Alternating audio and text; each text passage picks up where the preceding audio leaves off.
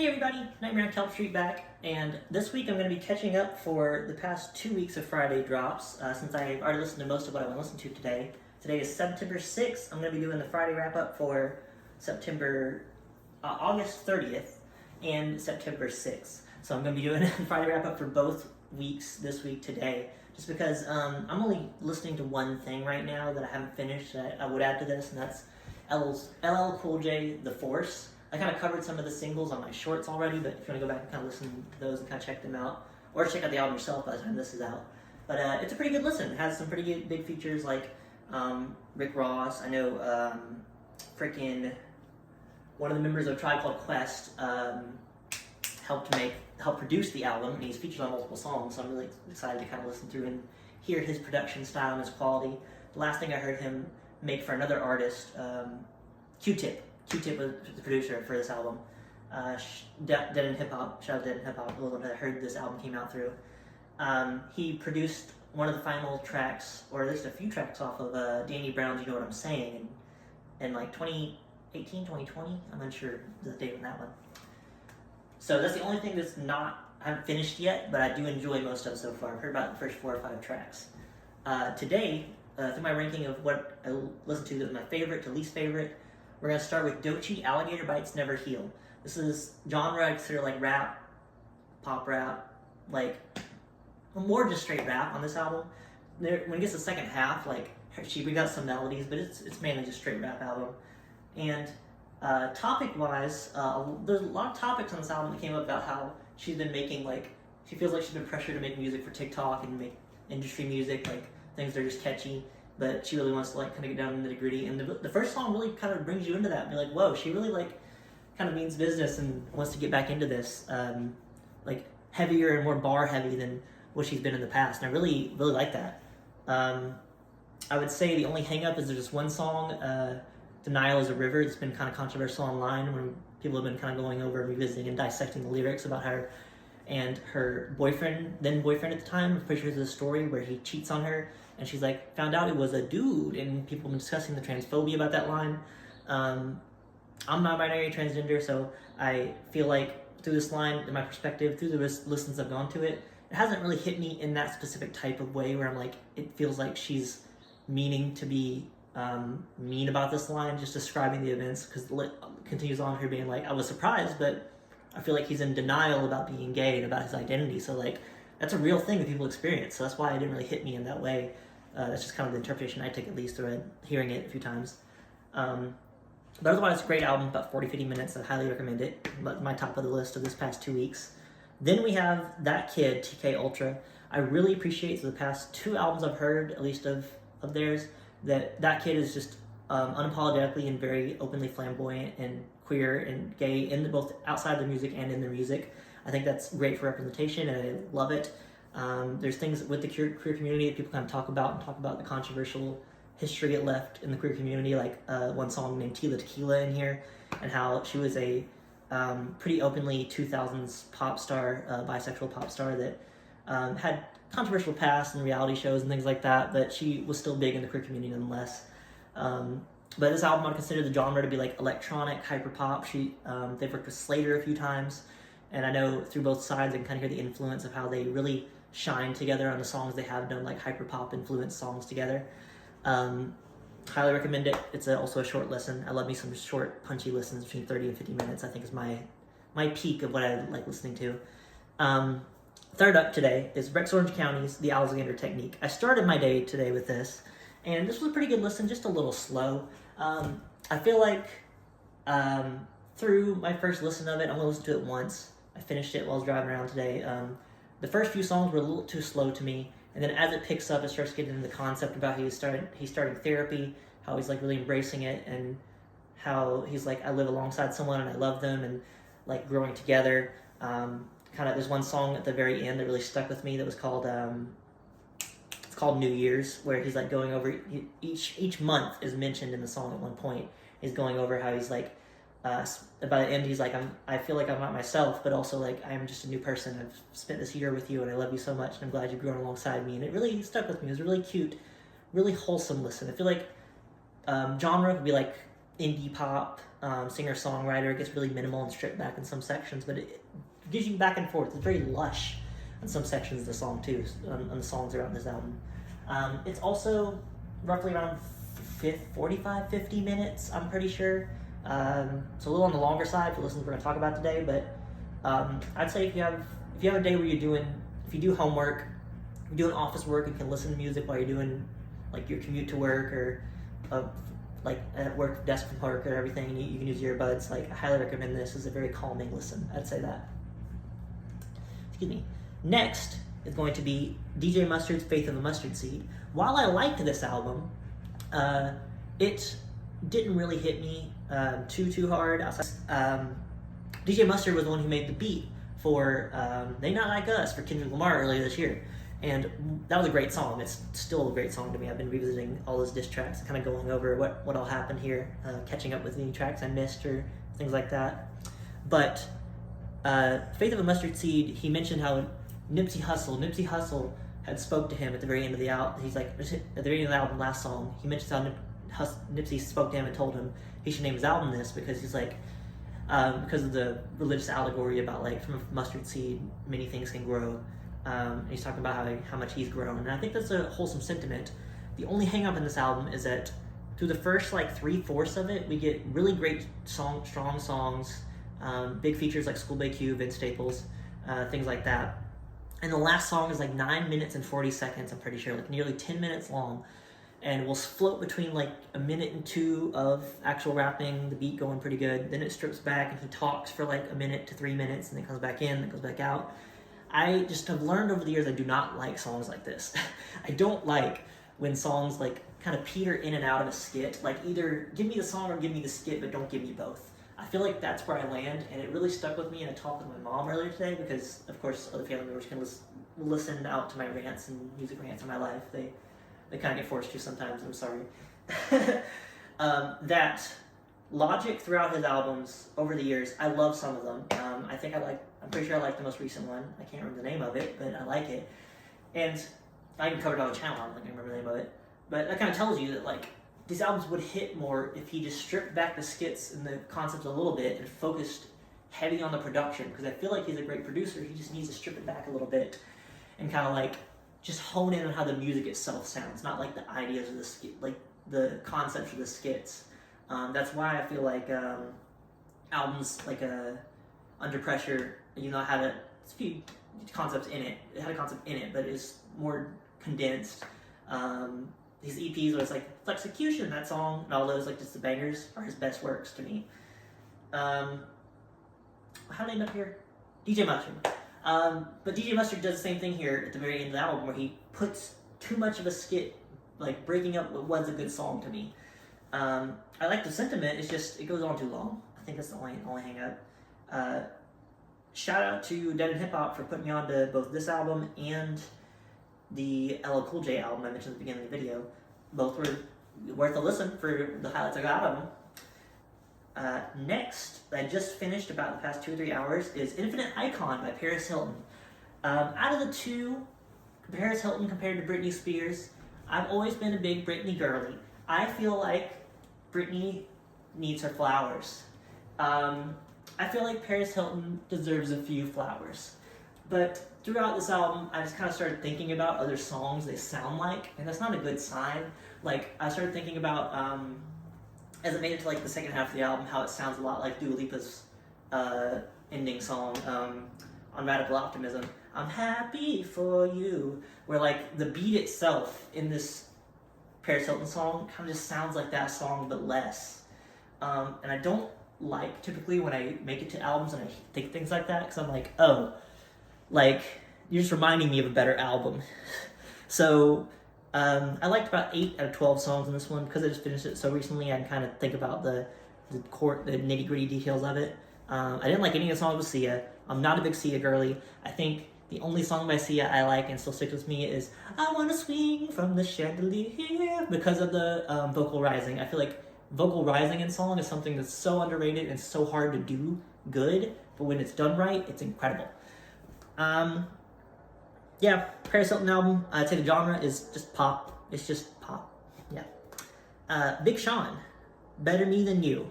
This was a long album. This is probably the longest album on our list today. As I look over, it is. Yes. This album was at least an hour. I'm pretty sure an hour 12. It's just rap. It's like pop rap. Some melodies throughout it, but I would consider it pop rap in whole. And I've just never liked the energy of Big Sean, but it hasn't stopped me from listening to the past like 3 or 4 releases because he has such big names on them that I'm like, oh, you know, I'm gonna at least tune into the people who I like. But I don't think I've liked a full Big Sean project since Dark Sky Paradise, which I know around that era and has like his album before it, I'm pretty sure was Finally Famous, his debut. People don't really like that era. I'm kind of in the minority here about talking about how like early Big Sean was my favorite, at least specifically Dark Sky Paradise. I own that CD. I own that on CD when I was in like high school and college, and would love kind of driving around to that to the highlights. But you know, this album here, he like off and on will pull out some pretty good melodies and pretty good verses. But in general, leaves a nasty taste with me when I think about how in Detroit too, he had Dave Chappelle on to kind of talk about his plights and his like successes and how he met his dad, and had a few different bars on Detroit too where he talked about being anti-vaccine in the midst and height of COVID. So it just has never stuck with me right how the energy Big Sean brings to things. But I'll still tune in because he's a pretty big name, and well, I mean, I don't know if he's still under Kanye West, but he was signed under Kanye West for years when he first started out, and had a lot of beats produced by him. So since I've been younger, I was always a big Kanye head up until, of course, around the time he started supporting Trump and stuff, and then I'm never going to defend his actions on that. I'm like, everything he's been doing from the nitrous shit this year to like debating he's going to run again and all that, like, I just don't get into the depths of that on the channel, but just know I'm no longer a Kanye head. I have left. I've seen the light. And I think Vultures 2 is one of my most watched videos on the channel, so if you want to go back and check that out, you can, about how I feel like he's really phoning in at this point. But otherwise, this Big Sean album, I'd give it like a 6 or 7 out of 10 depending on the day. It's worth the listen for some of the highlights of it, I'd say that. And then, the next highest I have on here that I liked was Action Bronson's new album. It's a long title. Johann, Sebastion, Bachoava, the Doctor. And I kind of like, over the years, how much better comedy Action Bronson brings to his like white boy rap over Eminem. I talked about the newest Eminem album, you can go back and watch that one. But Action Bronson just brings a certain type of flavor of humor to his music that it's just like, it just hits better than what M's doing now. Instead of being like, I'm gonna be the offensive rap, he's just like, I wanna make jokes about food.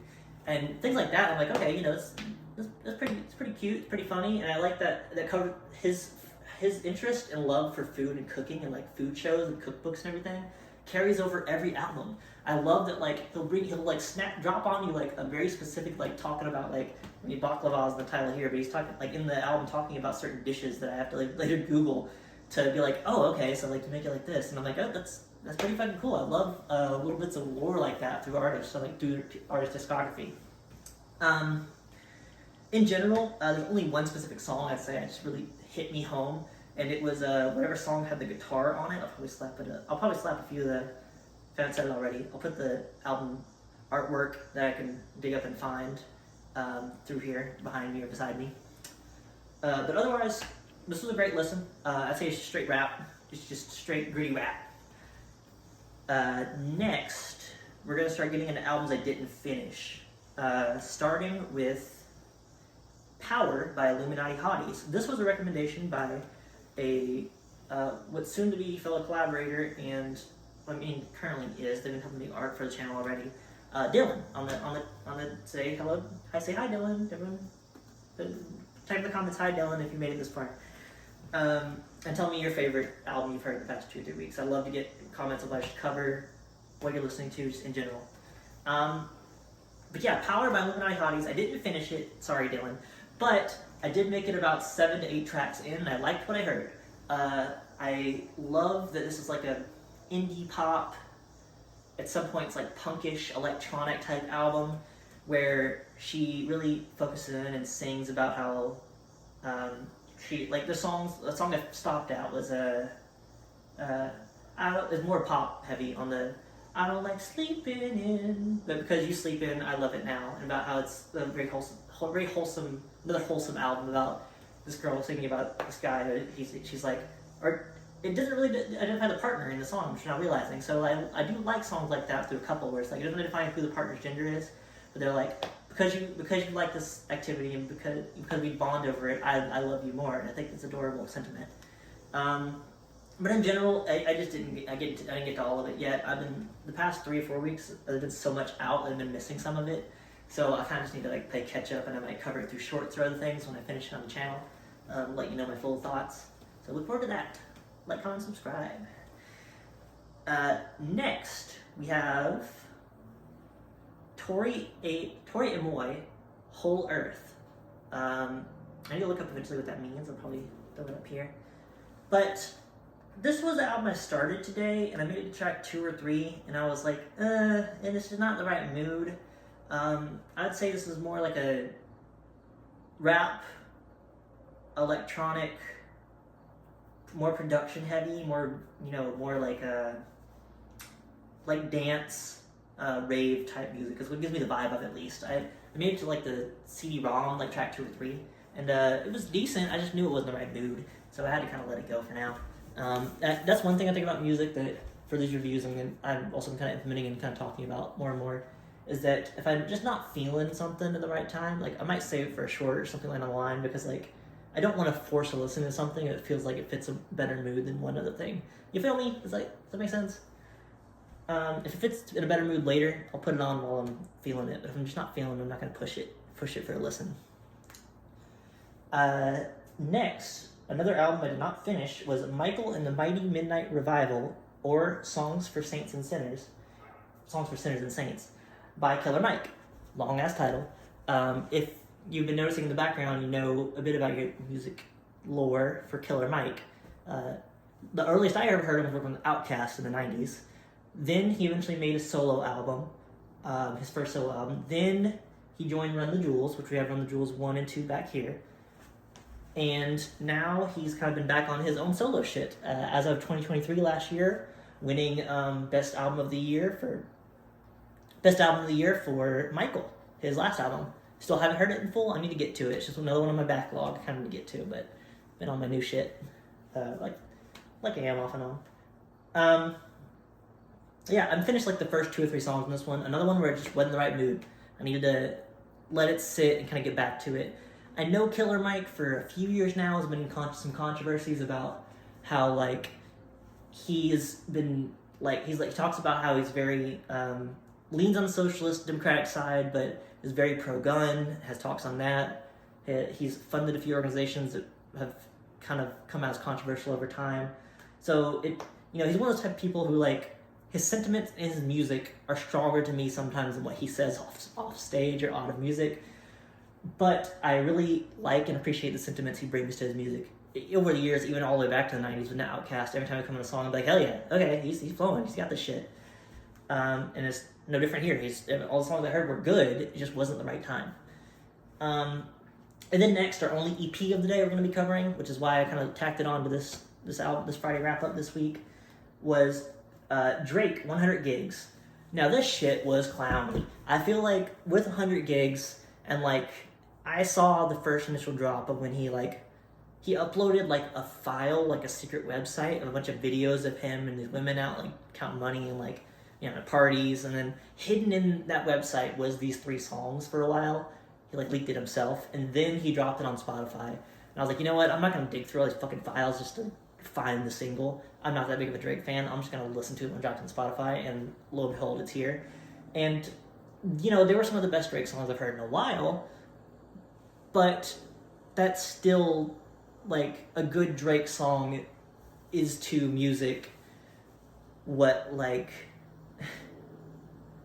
I'm trying to think of another good big rapper on that level, but I'm like, no, there's not a lot of other big, like, I know I've mentioned on the channel before, but a great rapper I was listening to earlier was Genesis Owusu, and how he mixes punk and rap and other blends of music and R&B and just like multiple different genres throughout his albums.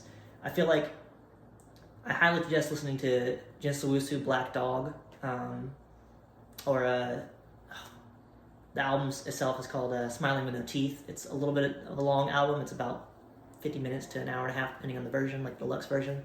But incredible, one of the best listens I've heard in a while. One of the last few really good recommendations I got from Anthony Fantano, Needle Drop, Melon. I haven't acknowledged him on this channel yet, but I will acknowledge that I used to watch him a lot through like college and stuff, and it's just not for me today. It's not. I like some of his most famous videos are bringing negativity to the albums and projects, and as I go out throughout this channel, I will have albums and songs and things I rant off about, but I want to bring more positivity than negativity to these videos. And that's a lot about what this channel is about, is kind of pointing out and very much focusing in and highlighting when I have a really good rant on albums I love. So I hope it doesn't come off as like I hate these albums I talk about, because like some of them, like through my reviews of like Eminem, Vultures 2, things like that, I like bits of it. It's just, it really depends on the day. Like it depends on the topic. Like if you're just gonna be straight up transphobic in songs like an Eminem album was, I'm going to openly disrespect the album and talk about how transphobic it is. I'm not just going to ignore the things given to me. But to this Drake song, these three Drake songs, it just cements what we already knew about Drake, is that he likes feeling like he owns these women. He likes talking about how young his girls are. He likes kind of crooning over how much he loves them. And it is like Drake music I've heard before. I can't remember where I've heard it at, but Drake music is like peak, I'm at a Target, I'm listening to something in the background type feeling these days. Like nothing has really stood out to his albums in the past like 3 or 4 albums, outside of like the one weird chrome cover called Honestly Nevermind or something like that, where that was a new direction for him. I liked a few more songs on that I have in a while, admittedly, but like Drake albums are just like a one-time listen to me for this point, where like I'll listen to it for the novelty of it. Probably end up covering on the channel more and more, because I know Drake's pretty big, and like he drops things frequently. He's like one of the artists that drops at least an album a year, if not sometimes 2 or 3 albums a year, kind of like Future. But I think both Drake and Future to me nowadays just feel like they're past their prime. I feel like it's just where I'm at with them. Like they had their days and now that's gone. We're moving on to something new. We don't want to hear, at least I don't want to hear, people bragging about their money all the time, like how the bling era was, or bragging about their bitches all the time. I feel like now they're kind of also moving, especially in this wave of like really good femme presenting or female rappers, like, or even other big queer rappers that like we're kind of past being so degrading like that. At least in the rappers I listen to often and love. Like if I find an album just getting too aggressive about women and things like that, I kind of just dip out at this point. I'm like, it's just too uncomfortable. So that's what I feel with these singles. They're okay, but they make me feel comfortable. Now we're getting to our singles. All the singles I listened to from the past 2 weeks that I loved. First, something that just came out the past few days was Crazy featuring Pinkpanthress. I can't remember the original artist of this one, but I love Pinkpanthress enough where I tuned in immediately. I've been on the Pinkpanthress wave for a while. I feel like I made a playlist I might link either with this video or through my social media, if you go follow me on Twitter or anything, that I'll link my playlist that has every Pinkpanthress song that currently exists, which is under 40. So she does not have a lot of music out, surprisingly, for somebody who's been as big as she is. And I know people kind of talk about her voice and how her voice kind of really melds into the beats of a lot of her songs, and how it's kind of higher pitched than other really big women singers, but I really like it. I've liked it for a while, so I've been really on that wave. I think her voice is akin to what I really love about like early Grimes music. Look at Easily, World Star Princess, or something like that. Whatever the Grimes album was, Art Angels. Look at Art Angels as an example of like, I love that type of voicing and like pitch in a singer's voice. The newest Jazmin Bean single, It's Not My Fault, It's Yours, was an addition to not Worldwide Torture, what's the name called? Traumatic Livelihood. Was an addition to the new album Traumatic Livelihood as a deluxe song with a few versions of like I think it's a church performance of a few of their songs off this new album. Highly recommend it. I love seeing other non-binary artists out here touring. They're touring finally out of the UK, and they're getting a lot of attention in interviews now, and I love to see it. And really, brings hope and love and warmth to my heart that other non-binary singers and people out there like Jazmin, like Sam Smith, like Yves Tumor can be out here and be so big and be openly themselves. I would consider the genre for both these songs, Jazmin being single, being like pop, punk adjacent, pinkpanthress single being just pop. Ashnikko, Paint the Town Blue. It's a single for the newest Arcane show. Haven't watched it, don't play Arcane. Maybe eventually one day. The art looks cool. This new Ashnikko single I also listened to this morning was pretty good. Ashnikko typically makes, I would say like electronic dance, indie pop. Listen to Slumber Party, it's probably one of their biggest songs now. Yeah, this was a great listen. I'd highly recommend it for like a good riding around your car. Put a cue of some good bops on, some good bass, really hefty. Sometimes borders on like party music. A$AP Rocky's newest single, Tailor Swif. This is just a different phrasing of Taylor Swift. I thought it was hilarious that he did this. But what was more caught me off guard was the music video. I implore you, if you're willing and you have time today, pause this video, go listen and watch the A$AP Rocky Taylor Swift video, and then come back here. Oh wait. Okay, I'm back. That was wild, right? So, it's a very weird, surreal video about how like all these things are happening in the background. They're very nonsensical, and just like not at all due to Taylor Swift, but are really impressive in general for how they were shot and how they're edited and like made to look so real. If some of them are real, like this, like some I could see being real, where like there's a big coat. If you pause at one point to the end, like there's this dog head sticking out of the coat, but a human hand. And I'm betting like, oh, you just put a dog on the table and then hands it. But the illusion through everything else just blends in so mindlessly that you're like, oh, it's just part of this weird world now. So I love that. This is a great song. I'm an A$AP Rocky fan for a few years. Testing is still my favorite album. Fight Me. I love Testing. I know people are mixed on that one, but I think whenever an artist takes a big risk with like their sound and how they've been going, that's really cool to me. So I still love that album. I know a lot of people shout out Long Live A$AP, and that one was good. It just wasn't all the way there for me.